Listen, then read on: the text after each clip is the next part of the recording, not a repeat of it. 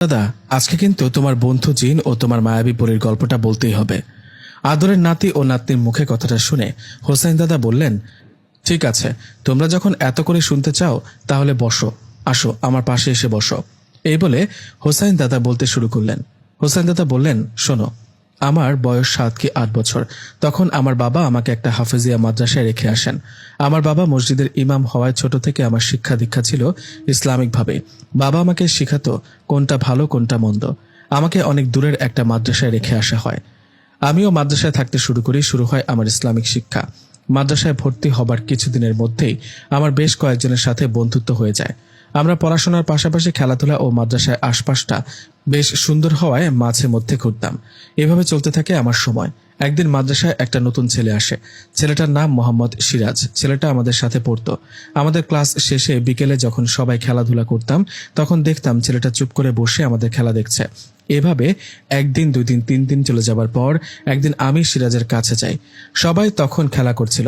আমি সিরাজের কাছে গিয়ে বলি, আসসালামু আলাইকুম, তোমার নাম কি সিরাজ? আমার কথা সিরাজ জবাবে বললেন, ওয়ালাইকুম আসসালাম, হ্যাঁ আমার নাম মোহাম্মদ সিরাজ, তোমার নাম কি? সিরাজের কথা আমি বললাম, আমার নাম মোহাম্মদ হোসাইন। আচ্ছা সিরাজ, আমরা রোজ বিকেলে খেলা করি, তুমি বসে বসে দেখো, তুমি আমাদের সাথে খেলো না কেন?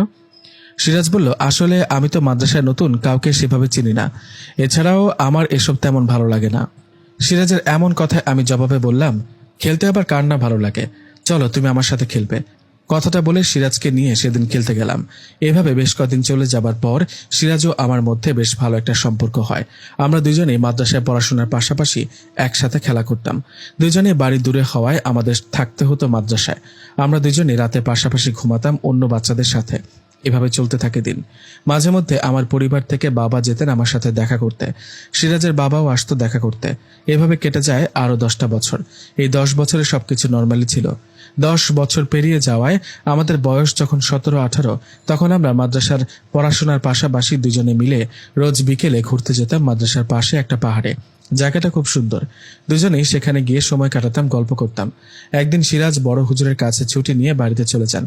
আমি ওকে জিজ্ঞেস করায় ও আমাকে বলেছিল বাবা অসুস্থ, 2-1 দিন থেকে চলে আসবো। 2-1 দিন পর সিরাজ ঠিকই আবার মাদ্রাসায় আসলেন।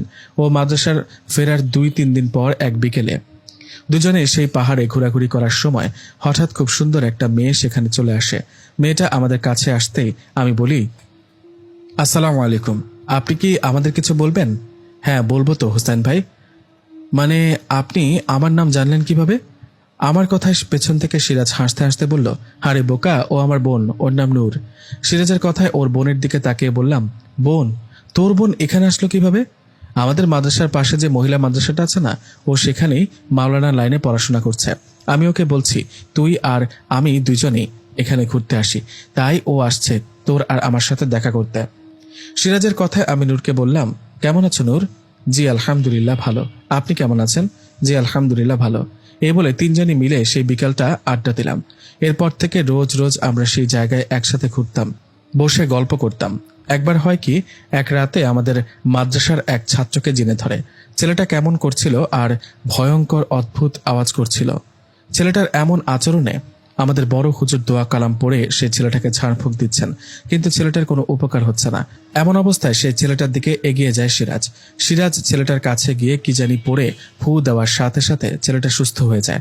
ছেলেটাকে সুস্থ হওয়ায় সবাই সিরাজের অনেক সুনাম করতে থাকে। এদিকে আমি সিরাজের কাছে গিয়ে বলি, কিরে তুই কি কবিরাজ নাকি? বড় হুজুর তো পারলো না, তুই কেমনে পারলি? আরে আমি দোয়া পড়ে ফোন দিয়েছি, কাজ হয়ে গেছে, এসব বাদ দে তো। সিরাজের কথায় আমিও আর কথা বাড়ালাম না। ভাবলাম এরকম তো হয়, স্বাভাবিক ব্যাপার। এই ঘটনার ঠিক 2 দিন পরে এক রাতের ঘটনা।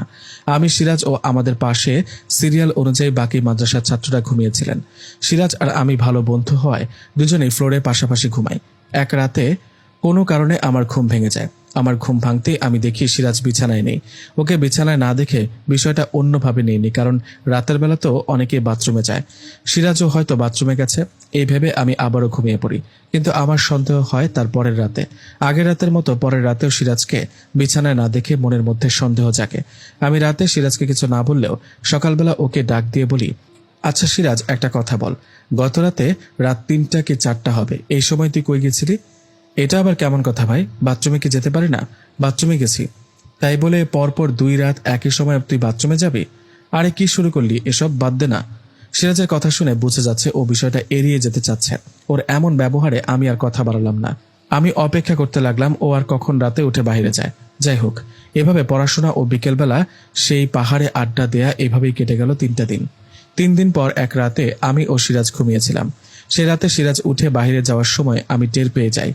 ওর উঠে যাওয়ার আওয়াজে বুঝতে পারি সিরাজ উঠে যাওয়ার সময় আমি উঠে ওর পিছু নেই। আমি সিরাজের পিছু নিয়ে দেখি ও বাথরুমে না। সিরাজ উঠে সোজা চলে গেল আমাদের মাদ্রাসার পিছনে একটা কাঁঠাল গাছের নিচে। আমি দূর থেকে লুকিয়ে দেখছি সেখানে সিরাজের পাশে সাদা জুব্বা পরা 7 কি 8 ফুট হবে এরকম একটা অবয়ব দাঁড়িয়ে আছে। আমি ওই সাদা জুব্বা পরা অবয়বটার মুখটা দেখতে পাচ্ছিলাম না, কারণ ওনার মুখটা ঢাকা ছিল। আমি আরো খেয়াল করে দেখলাম সিরাজ ওই অবয়বটার সাথে কথা বলছে। বিষয়টা দেখে আমি বেশ অবাকই হই। সিরাজ যেন বুঝতে না পারে সেজন্য ওর আগে গিয়ে আবারও শুয়ে পড়ি।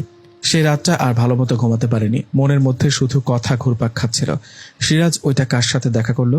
অবয়বটাকে দেখে তো মনে হলো না ওটা মানুষ, মনে হলো ওটা জিন ভূত জাতীয় কিছু একটা হবে।